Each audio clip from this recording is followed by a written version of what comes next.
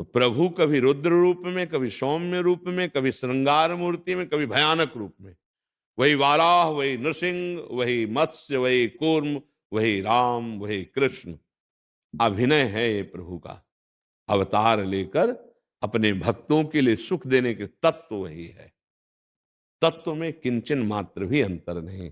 जो अत्यंत गंभीर गुणों के समुद्र मर्यादा पुरुषोत्तम भगवान राम है, वही तरंगायमान प्रेम समुद्र, लीलापरायण, ललित त्रिभंगी, मुरली मनोहर, जिनकी कटाक्ष बड़े बड़े मुनियों को भी मोहित कर ले, वही श्री कृष्ण। किंचन मात्र कोई अंतर नहीं है, अभिनय में है। वो मर्यादा पुरुषोत्तम मर्यादा का वहां अभिनय कर रहे, और यहां प्रेम मर्यादा है, जो समस्त मर्यादाओं के बांध को तोड़ करके उच्छलित होती है, उसे प्रेम कहते हैं। समस्त नियमों की जहां पूर्णता होती है, उसे प्रेम कहते हैं। जब भगवान श्री राम दंडकारण्य में विचरण कर रहे थे, तो वहां के ऋषियों ने जे ही अजान बाहु भगवान को देखा तो मुग्ध हो गए। अस्थि मात्र हुए रहे शरीरा ऐसे ऋषि, हृदय में प्रबल लालसा हुई कि कब ऐसा होगा कि इनकी बाहें हमारे गले में होंगी और मैं इनके छाती से होऊंगा। मर्यादा पुरुषोत्तम भगवान राम ने उनकी कामनाएं पूर्ण करी, और वो ऋषि बने गोपी। और जब भगवान श्री कृष्ण बने तो रास उन्हीं के साथ किया। श्रुति की ऋचाएं, दंडकारण्य के ऋषि, मिथिला की वो प्रेमी सखियां, ये सब गोपी बने आके। भगवान राम मर्यादा पुरुषोत्तम, उनकी लीला में कहीं भी किसी भी तरह से मर्यादा का खंडन नहीं मिलेगा, सब शास्त्रीय मर्यादा के अंतर्गत। और भगवान श्री कृष्ण प्रेम मर्यादा। अगर प्रेम का ज्ञान नहीं तो तुम मर्यादा से नहीं मिला सकते हो। प्रेम, अगर प्रभु कभी मुस्कुराए हैं तो सियाजू से केवल मुस्कुराए रामावतार में, और यहां तो मुस्कुरा के लाखों के प्राण हरण कर लिए।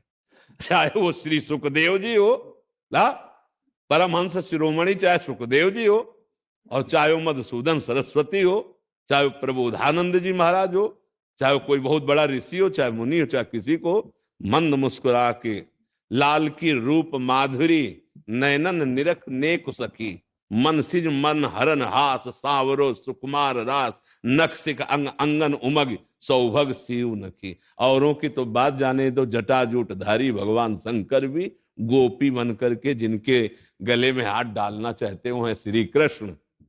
और जो कभी मर्यादा से एक भी विचलित नहीं हुए, वही है भगवान श्री राम मर्यादा पुरुषोत्तम। वहां मर्यादा सत शास्त्र से युक्त, और यहां सत शास्त्रों का फल प्रेम।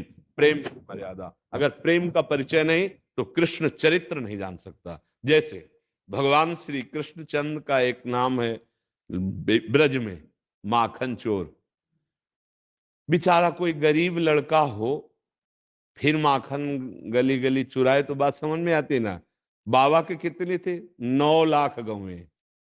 माखन जानते हो कहां रखा जाता था? कुंड में। कि रोज अगर श्री कृष्ण स्नान करे तो माखन दही दूध के कुंड थे, वहां कोई पात्रों में दूध थोड़ी रखा जाता, दूध दूध के कुंडों में डाला जाता था। दूध का कुंड, दधी का कुंड, घृत का कुंड, मक्खन का कुंड, ऐसे थे। पर जब यशोदा मैया अपने हाथ से लाला को पवाती, लाला तो जो गोपी जनाती वो कामना करती कि काश अगर मेरे ये लाला होते, कभी मेरे घर आते, मेरा दही पाते, मेरा कितना हो भाग, क्या ये मुझे सुख देंगे? तो जाकी रही भावना जैसी, उसकी भावना पूर्ति करने के लिए ये था माम प्रपद्यन्ते तास्तै भजाम्यहम्, भगवान वैसे ही जाते। जब कभी उपद्रव करते हुए लालजू को मैया पकड़ती बाह और डांटती, और प्रभु का वो डरा हुआ रूप, तो गोपी सोचती क्या कभी मुझे ऐसा सौभाग्य मिलेगा कि मैं इनकी बाह पकड़ूं और इनको डांटूं, और ये डर पे। वही भगवान जाकर के चाहे जितने ऊंचे में दही रखा गया हो, सखा के ऊपर सखा आप चढ़ करके और फिर पकड़े जाते, फिर डांट लगती, तो वो सुख भगवान प्रदान कर रहे। माखन की कमी तो बाबा के घर में थोड़ी है। भगवान की लीला को बिना प्रेमी महापुरुष के कोई जान नहीं सकता। हमारे श्री कृष्ण की लीला बड़े टेढ़ी, ये कभी सीधे खड़े नहीं मिलेंगे।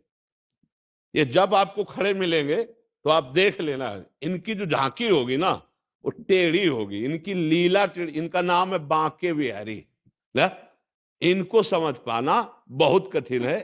पहले राम जी की मर्यादा को समझो और आराधना करो, तब कृष्ण जी की प्रेम मर्यादा में प्रवेश आए। यहां केवल प्रेम की मर्यादा, प्रेम ही प्रेम, प्रेम ही प्रेम।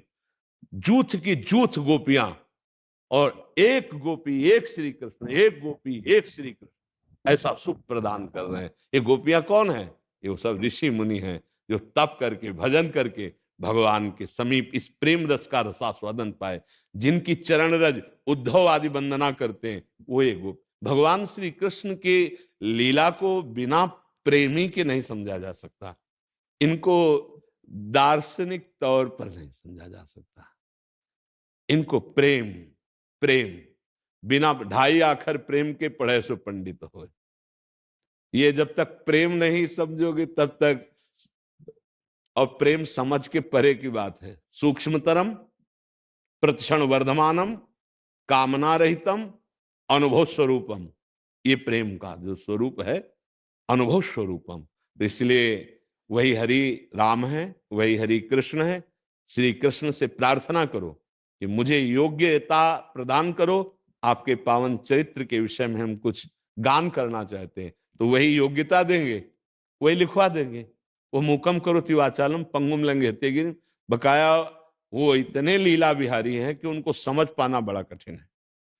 ललकार रहा है काल्यवन, अरे कहां भाग रहे हो तुम? अपनी महिमा में समझो, तुम्हारा विश्व ये नाम ले रहा है कि बहुत बलवान हो। ये पीछे मुड़ के ले देख रहे, भाग रहे, पीताम्बर पहरा रहा है। क्या नाम पड़ा जानते हो? ठाकुर रणछोर पढ़ा के।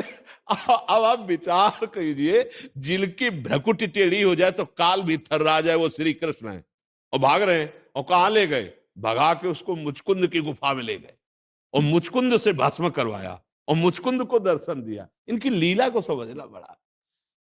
हर बार जरासंध को फांस लेते थे बलराम जी अपने हल में, तो कहते भैया छोड़ दो, हम जिस काम के लिए आए बड़ा काम कर रहा है। ये एक एक अक्षोणी सेना समेट समेट कर करके बार बार जगह जगह से ऐसे करके लाता है। हम जिसका भार उतारने के लिए आए बहुत बड़ा सहयोग कर रहा है, इसे छोड़ दो। 18 बार आक्रमण किया है भगवान पर, 23 अक्षोणी सेना लेकर, 23 अक्षोणी सेना लेकर के 18। भीम, अर्जुन और आप साथ गए और द्वंद्व युद्ध की भिक्षा मांगी और फिर फड़वा के फेंकवा दिए। बड़े लीला बिहारी। उनकी लीला को समझ पाना बिना भगवत प्रेम के नहीं हो सकता। इसलिए बहुत संभाल के, बहुत संभाल के उन्हीं से प्रार्थना करोगे। राम जी की लीला के विषय में उनकी कृपा से कुछ समझ सकते हो, क्योंकि सीधे, बहुत सीधे सरकार, गंभीर। और ये कभी सीधे नहीं मिलेंगे। हाँ, इनकी चितो है तो वही ना, कोई दूसरे थोड़ी, बहुत प्रेमी है इस